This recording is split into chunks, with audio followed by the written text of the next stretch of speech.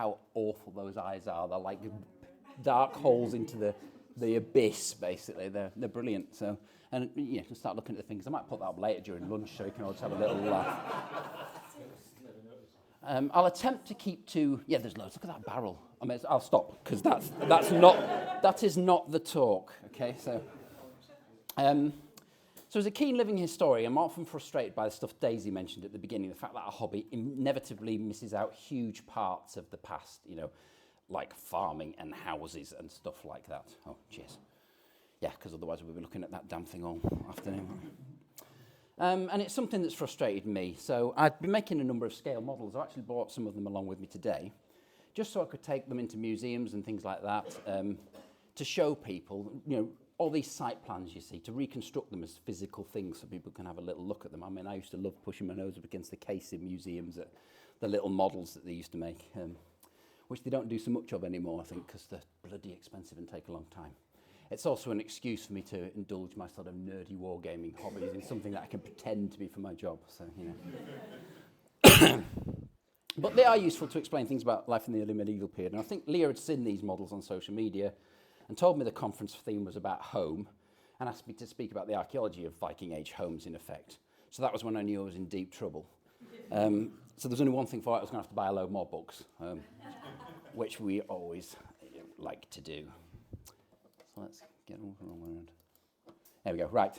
So first thing I did was I focused my area on somewhere I'm most familiar with, which is the left-hand picture there. And that's kind of Cumbria and North Lancashire, parts of northwest England. And basically, I've worked on a number of early medieval cemeteries, as Daisy mentioned, in the region, and I know a lot about the material culture of the place, so it's something I was familiar with. And of course, it's got a great heritage with place names and stone sculpture and hoards and things like that. So I know something about this region to begin with, so I can start to use that as a model to map these other things on there. The region's got some excellent evidence for furnished Viking Age burials. So anybody who's playing Adam Gives a Talk bingo, this is the Cumwhitten brooches. Take your first shot. And this is one of the Birdle brooches from Cumwhitten. So we've got good evidence here for, clear evidence of Scandinavian influence on the region with things like oval brooches and graves. That's not just some random stray find. Those are quite significant parts. However, we've also got, when you look more broadly at material culture, you can see, even amongst artefacts such as these belt and strap fittings, that there's a wide range of cultural styles present in the region. So the Scandinavian ones, English ones, Irish ones, as well as continental fashions and regional styles within that. This doesn't necessarily mean people, of course, but it could do, and it does show influences from other regions, pressures from other cultures on the region, basically. So with all this in mind, I refined myself a few questions, similar to the way that Leah did. What archaeological evidence is there for Viking Age houses in the region? What do they tell us about where and how people built their homes? What do they tell us about their lifestyles or occupations? Can we distinguish their ethnicity or culture through their buildings?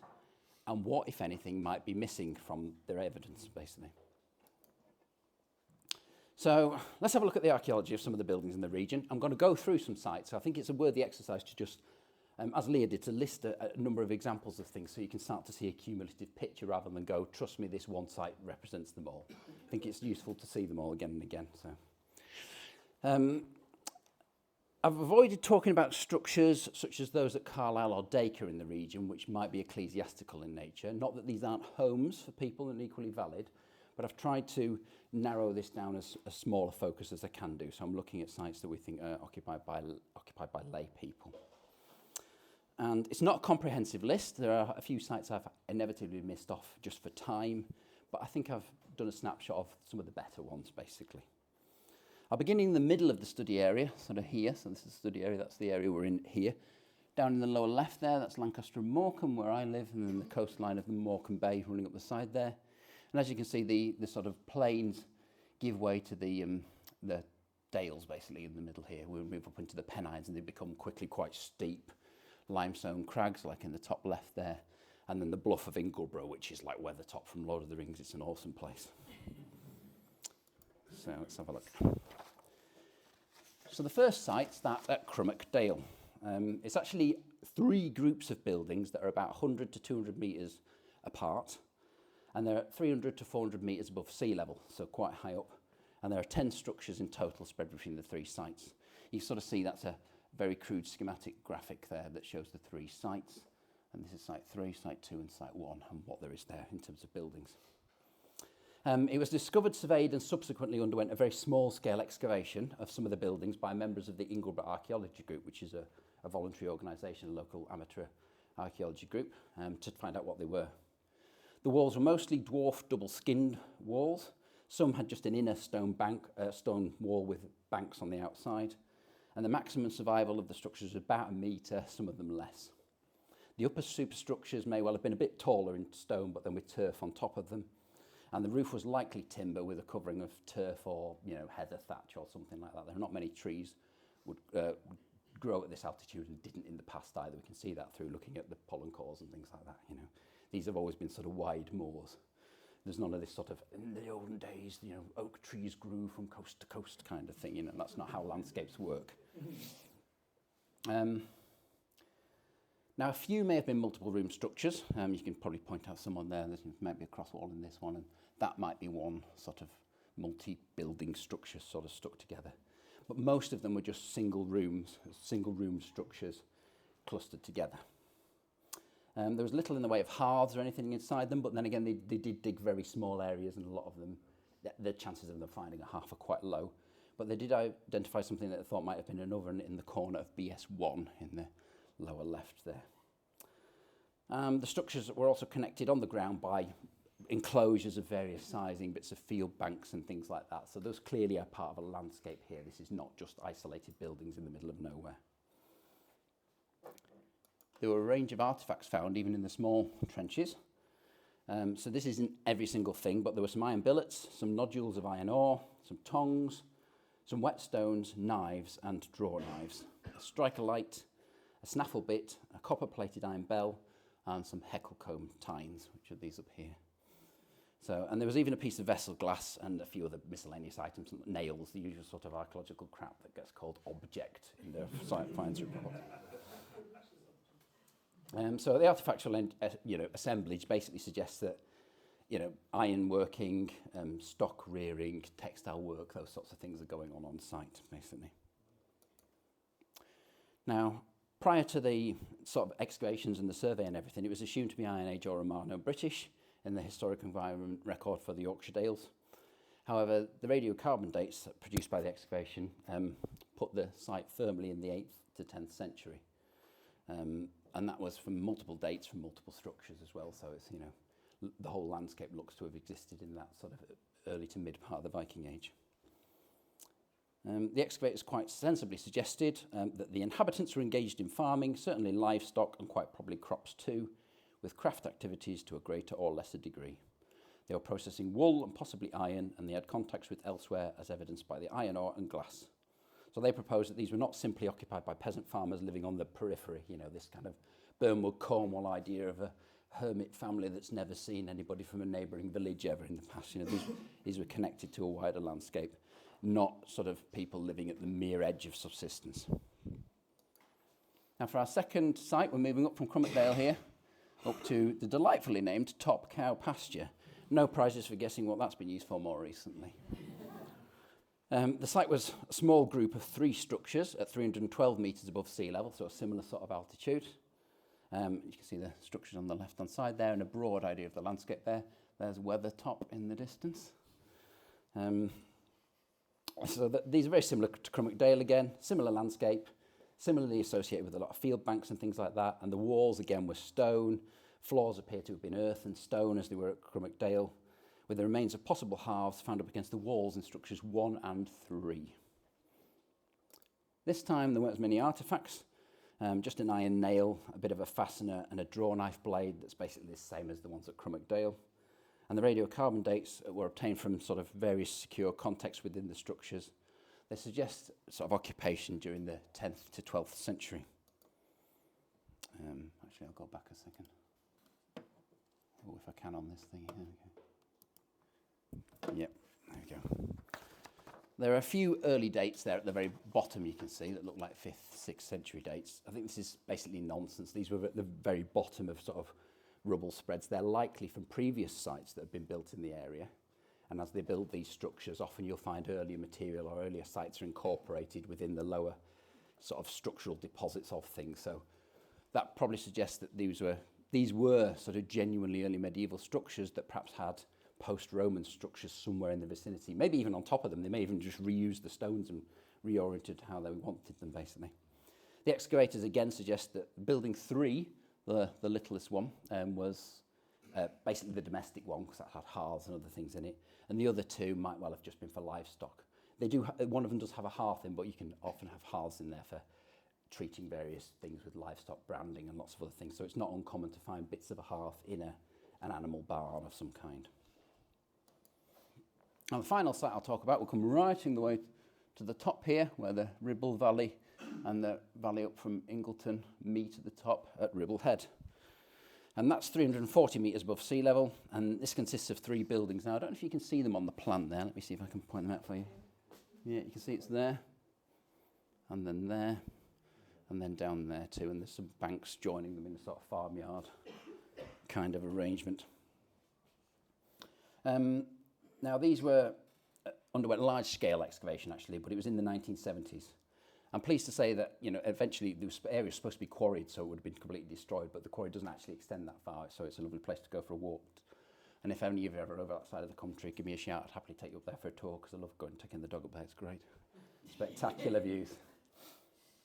So the buildings have thick stone walls again, 1.5 to 2 metres thick on the largest building, with clearly defined entrances on all of them.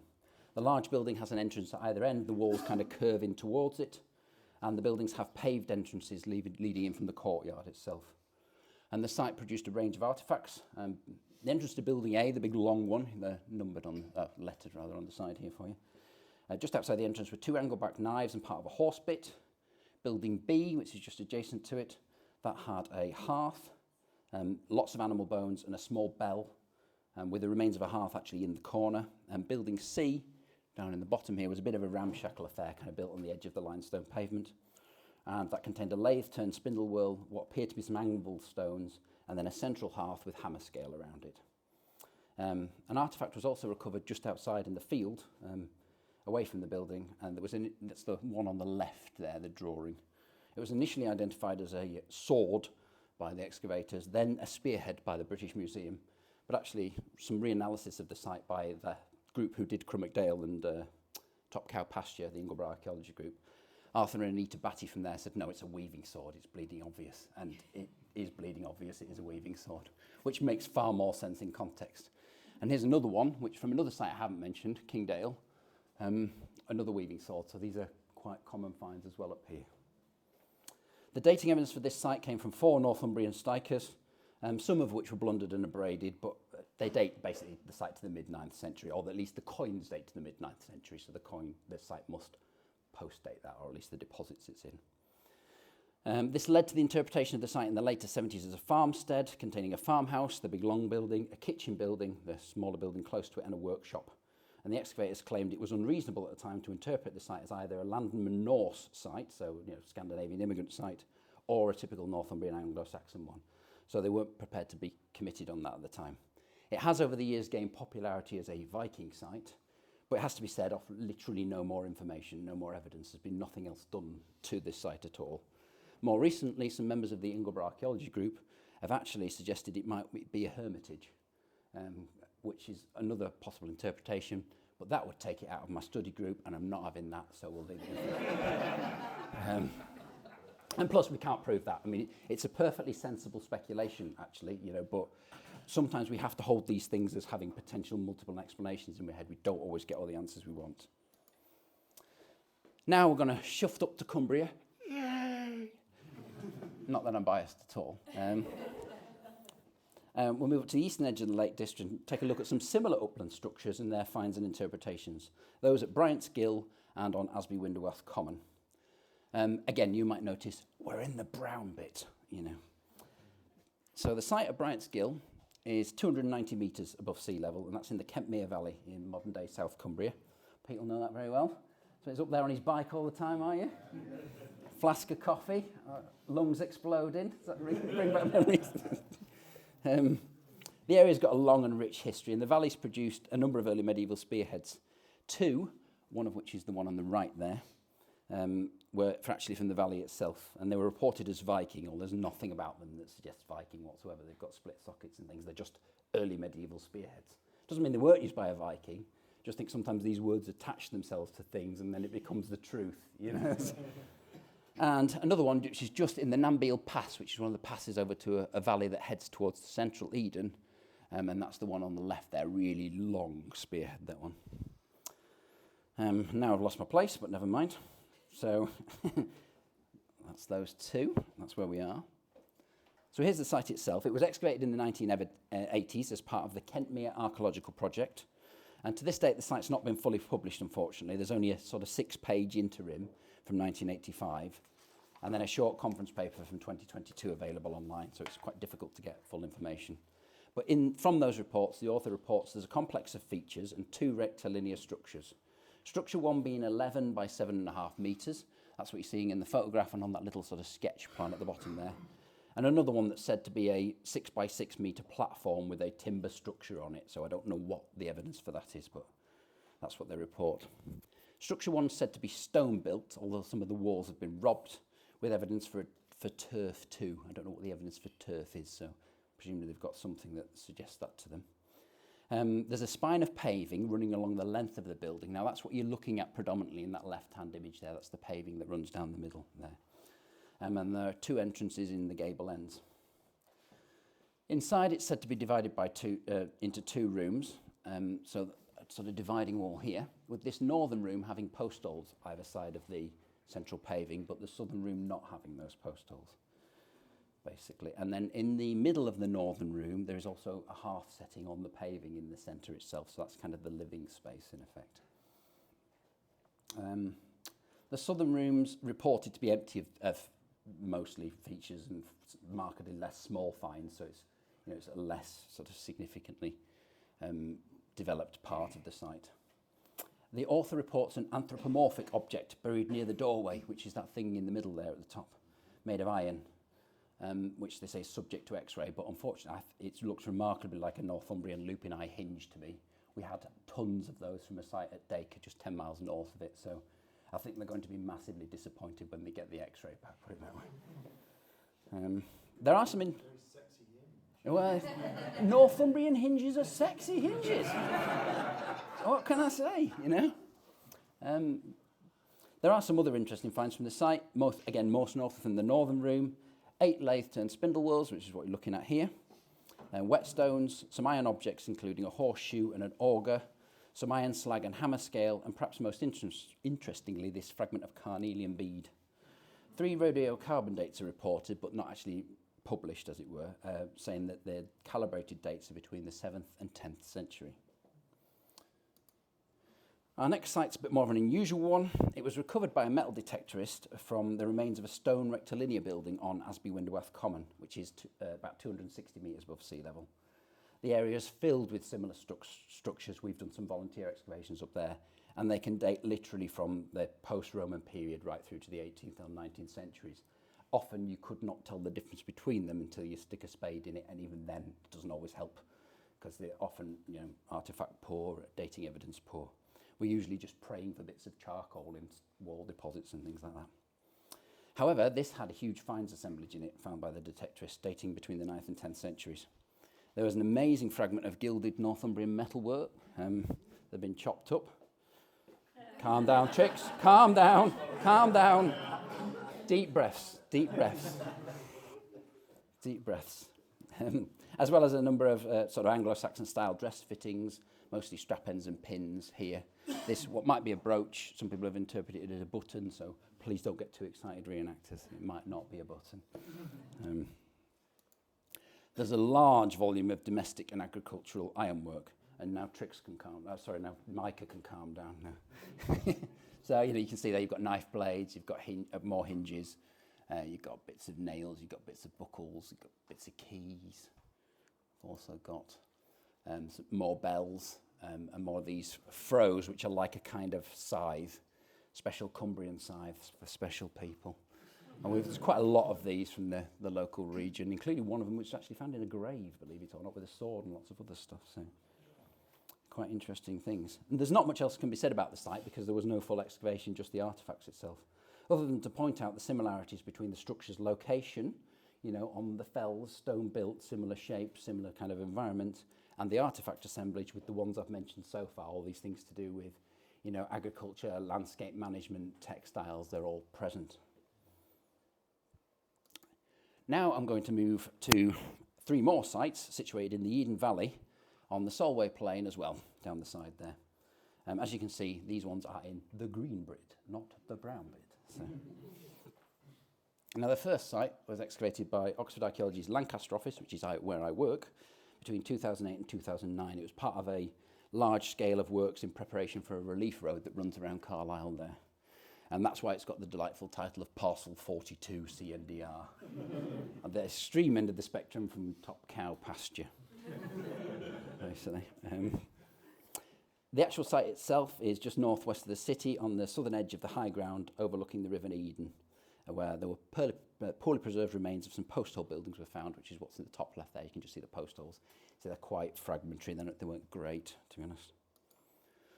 The site preserved the remains of 5 closely grouped buildings, all of post hole construction, and with evidence for matched post holes on structures 1, 4 and 5, so the ones around the edge there, which suggests maybe crook blades or external buttresses to support the buildings themselves.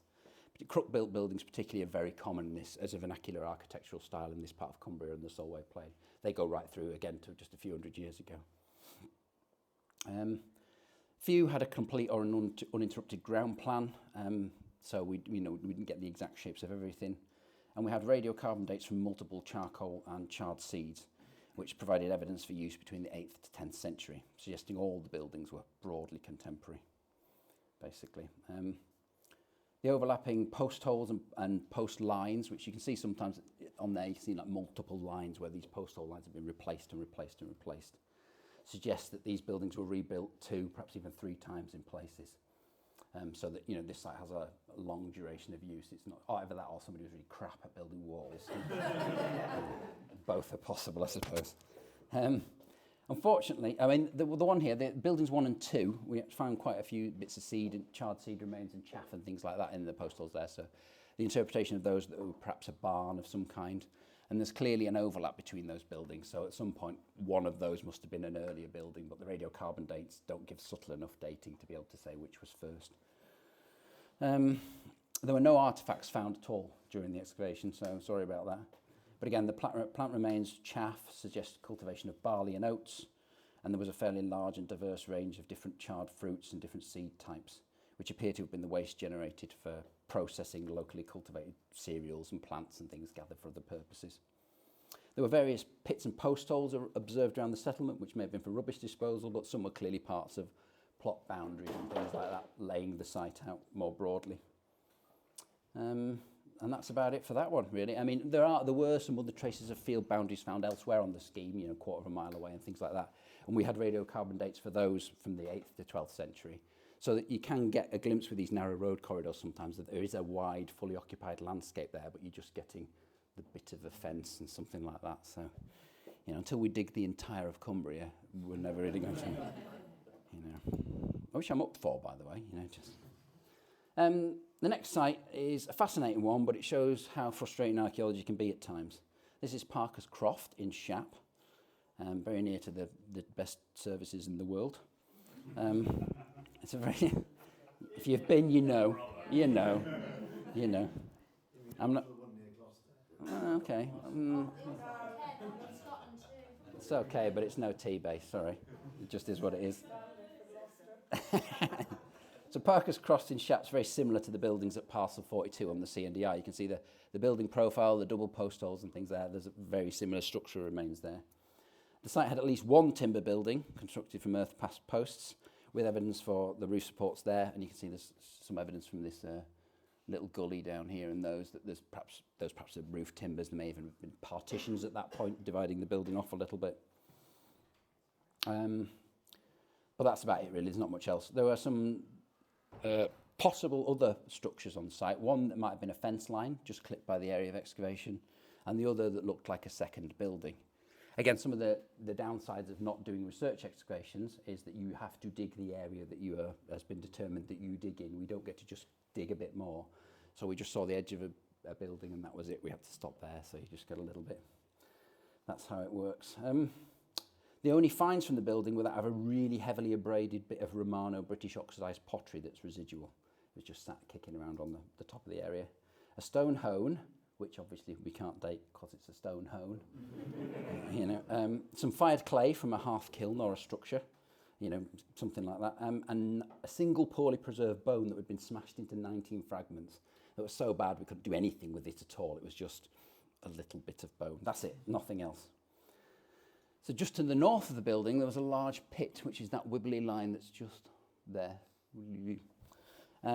It was interpreted as a tree throw, quite an ancient tree throw, but within that there were three loom weights, all slightly different size. The specialists believed they were 7th or 8th century in date, but perhaps towards the latter end of this period, so more likely in the 8th century. But that's it, that's the only datable material on the site, no charcoal, no nothing else, So there we are. Is it early medieval? Is it not?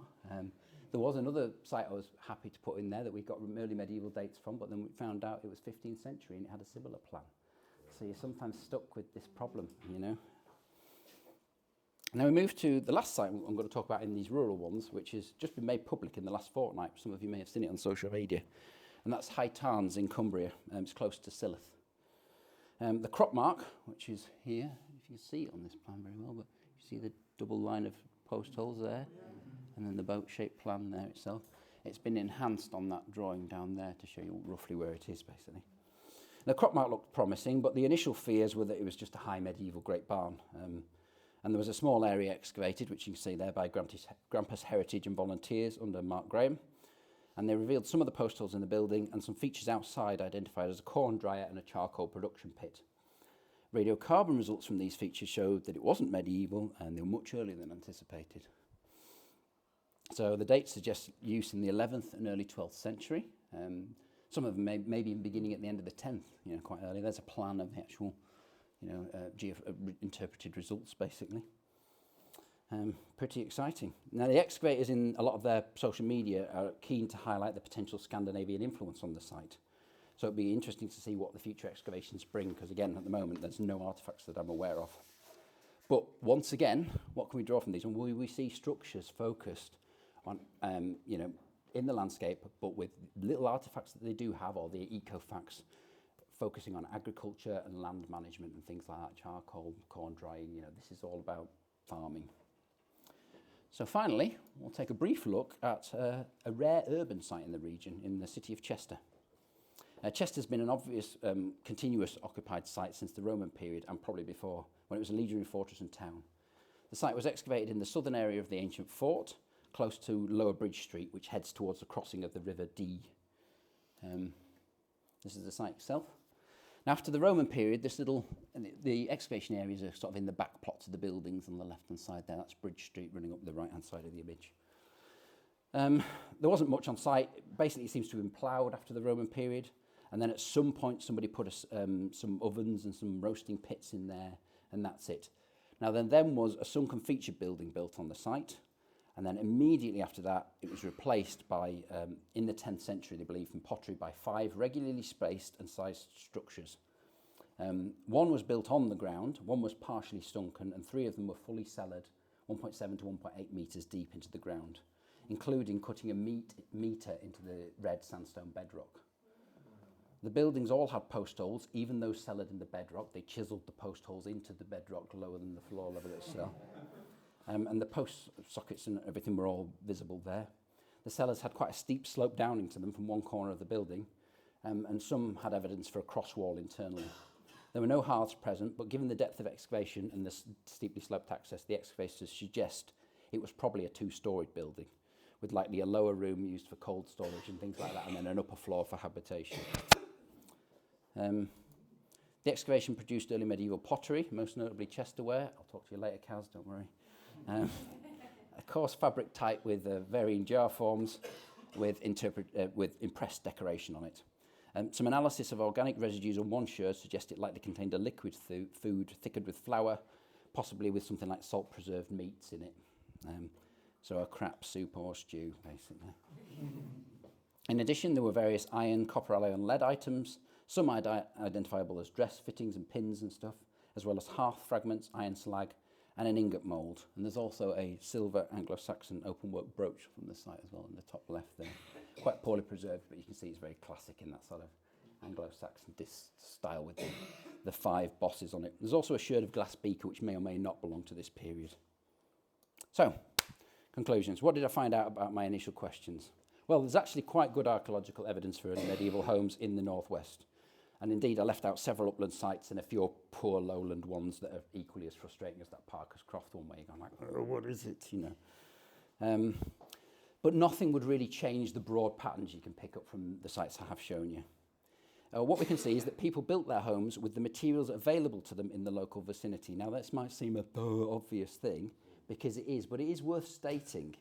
You know, the rocky uplands are hard to dig, covered in rocks, and there's turf and heather everywhere, but they've got few trees. So buildings up there take full advantage of that, of what is available locally. Structures are low and sheltered in areas that mitigate bad weather, because they're high up and weather's crap, particularly in northwest England. In the valley bottoms, in the softer earth, where trees are more abundant, timber and likely thatch was more widely used, leaving us with just the post holes to show they were ever there. In both places, they're not short on space, so buildings tend to spread out as required with multiple structures, each with seemingly their own purposes. We could see that from a lot of the sites that, you know, we can see this division of activities within different buildings. In the uplands, buildings contained ironworking, woodworking and landscape management tools, as well as animal bells. So clearly animal husbandry and activities associated with running a farm were the principal concern. Some, if not most of these structures, were likely seasonally occupied sheilings. But this ought not to alter your thinking about them. They don't not count. These are still people's homes. Seasonal grazing is a crucial part of early medieval life. They spent a lot of their lives living and working up there. So we don't want to discount that from our thinking about early medieval life. They also show that additional crafts took place whilst grazing stock in the uplands, of which textile work was obviously a big component. Many spindle wheels. The weaving swords, the heckle, teeth, the loom weights, that's present everywhere, basically. The acidic soils of the lowland structures is much more sparse, but ecofacts, particularly the cultivated cereal grains and the structures at high Tarns, show here too that agriculture was king. This time arable farming, with crops being a big part of their lives. And the loom weights again at Parker's Croft, showing that once again textiles are never far away of anything in the early medieval period. In towns, space is clearly at a premium, and individual habitations are much closer together and cellared, and they're seemingly all constructed at the same time, which is something that's also seen at York at London. We've got cellared buildings there that are constructed at the same time. Now, the interpretation sometimes differs to whether they're 2 or 1 stories, but they are digging into the ground for a reason. It's worth pointing out. And that's also suggesting that there's something of a nationwide pattern of town development. This is how towns are developing in the 10th century. There's local pottery in the towns, as well as some more exotic items, silver brooches, glass and metalwork, as well as the ingot moulds, which are hinting at trade and the bullion economy and connections to that wider world. But we ought not to forget the carnelian bead from Bryant's-Gill and the grass from Crummock Dale. Those places were connected to this wider world, not something other than it. Now, can we distinguish ethnicity or culture from the occupants through their buildings? No. Next question. This is very difficult to answer, obviously. A lot is made of small architectural features in poorly preserved or published buildings, and our sample size is quite small, basically. So as a result, there's a tendency to favour one's individual preference when interpreting a site, that little feature, because it's definitely Viking, it has to be, or that's definitely Anglo-Saxon, or I think this is a Brythonic something or other. So, personal preference tends to be king, and that swings the vote. Gabor Thomas has noted that around the Scottish coast, the Scandinavian influence on architecture is self-evident via imported longhouses. But John Blair's Building Anglo-Saxon England, which is a great book if you can dare to carry it home, states the contemporary English sites show no such trace of this influence, although he does make the exception for Bryant's-Gill. I think maybe he's had a cup of coffee with Steve Dickinson, I suspect. So what's missing? Well, it was notable that while some of these dates extended into the 10th century and others may have begun at the very end of it, there was very little to place structures firmly in the 10th century. And this is a hiatus in the late 9th and early 10th century across much of England that John Blair notes. If anyone's got any ideas about what was going on in the late 9th and early 10th century that may have disrupted new buildings, I'd love to know. It's a real conundrum. Hilda and Astrid, I'm scowling at you guys. But he does know what appears on the other side once this new building occurs is basically an iteration the same as what went on before it, so there's not a change in building styles or anything. In the end, vernacular architecture often exists for good reasons. The ones I mentioned earlier, you build like that for sensible reasons and they endure. A final point is that whilst the buildings have something to tell us about the lives and the needs of the silent majority of history, which made up most of the farming populace, those are the people we don't get to hear about, but we are seeing here. We're yet to see convincing evidence actually in the buildings archaeology of the more significant political movers and shakers. Those are actually the graves and sculpture that we see a lot, in the landscape, basically. So individuals such as Thorfinn Mac 4, and here's the final Adam bingo. Take a drink, we're talking about Gospatric's writ. So Thorfinn Mac 4. Thorfinn Mac 4 and his retainers are mentioned in Gospatric's writ, which is a document granting rights to exploit the wealth of the woods, the earth and the farmlands in Allerdale. In effect, somebody from Northumbria, somebody high and important, Gospatric is saying, here, you can farm, you can mine, you can do all these things in this bit of Allerdale. That's the medieval barony in the red line in the lower left there, so that's the area we're talking about. And he's likely the sort of individual who would run one or several estates controlling these tenant farmers that some of these structures belong to. The date of this is the mid to later 11th century. Now, High Tarns, the new site I mentioned, is a structure that could be suggestive of this sort of estate. Yeah, and we're done. This is it, final sentence. So, basically this structure is suggestive of such an estate. It's a big building. There's corn dryers there, there's charcoal pits there, there's something. This is much bigger than any of the other postal buildings we've got there. And it's smack bang in the middle of this, the medieval barony of Allerdale. And the 11th century dates suggest that these are contemporaneous things, even if they're not related. So let's all cross our fingers for more excavation and some good results from that, really. A stone that says, Thorfinn owns this building would be fantastic for it. That would be great. So I hope you found this little tour thought-provoking. I know it's certainly frustrating in places, but that's the nature of archaeology sometimes. It might not always give us the answer we want, but every new site, as High Tarns has shown us, and sometimes looking again harder at older sites has the potential to answer just that one last question that could solve it all. Thank you very much.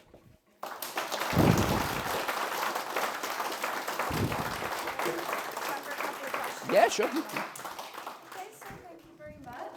We've just got time for maybe 2 questions, and then we're going to take a break for lunch, which I know everyone must be pretty excited for. So has anyone got anything they'd like to ask? Go on then, Sasha. The structure mentioned was, I think, a tree fall or something. Yes, tree throw.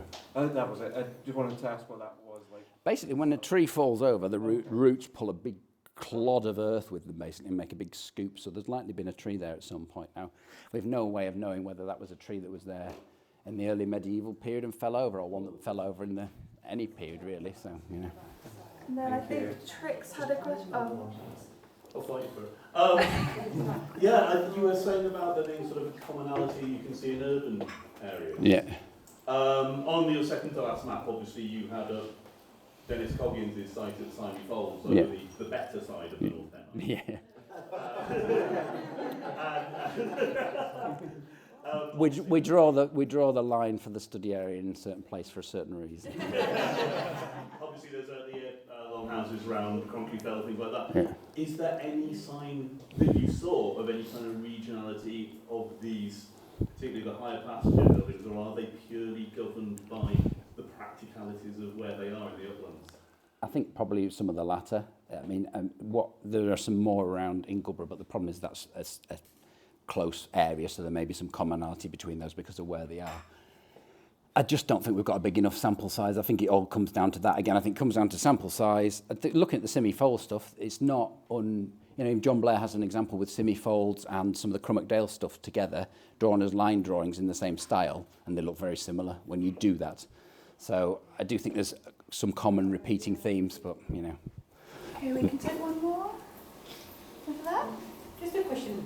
Have you noticed any sort of anything about the placement of the buildings according to the landscape? Like, if it's a windy landscape, will the buildings be closer together? Yeah, it's a good question actually. There seems to be along the upland ones, they all seem to be clustered within sort of the distance of hearing the door apart, most of them. So they're not far from each other. I guess that helps. And they are quite sheltered when you stand there, even though on their own, the uplands, they do seem to be taking advantage of sort of local wind flow directions and things like that. Although Ribblehead's quite windy, that's just there, I think, yeah. So. But it is on the main road up, so maybe sometimes other pressures are exerted on that we don't see. Maybe they wanted to be close to the travel route, and that meant that there wasn't anywhere nice to build, so suck it up. Maybe that's why there's a farm wall to keep the people's hats on, you know. Yeah, but we have a sort of row farms where one way is sheltered. And, Yeah. It's steep and you can't really build out. Yeah. And on flat windy areas, you have these sort of squares. Yeah. Buildings kind of shelter this sort of central. Yeah. I mean, there's probably stuff like that going on there. I've visited a few of these, not all of them. I think that's when you start to see that, because there's prevailing wind directions, but then the minute you get up into these valleys, of course, that changes because of where the wind flow's been directed. So I think I'd probably have to go up there on 10 days throughout the year and measure wind direction. Pete, there's a mission for you. Yeah, it is interesting because I think it speaks to the local vernacular architectural style. That speaks to that too. The orientation of the buildings are likely taking advantage of just little things that people who live up there know. It's like, don't put the door on that end, we'll never get the smoke out, that sort of thing, Light as well. Yeah, exactly. All these things. Norway that only gets, it's always dark all the time until one particular point because of the. So that's where you're going to put any opening you've got. Yeah, exactly. And then that's all part of vernacular architecture, isn't it, right? Taking advantage of local material, tailoring to the landscape, even down to the macro level of those fields, Okay, and with that, we're going to break for lunch. Thank Lovely. you very much. Cheers.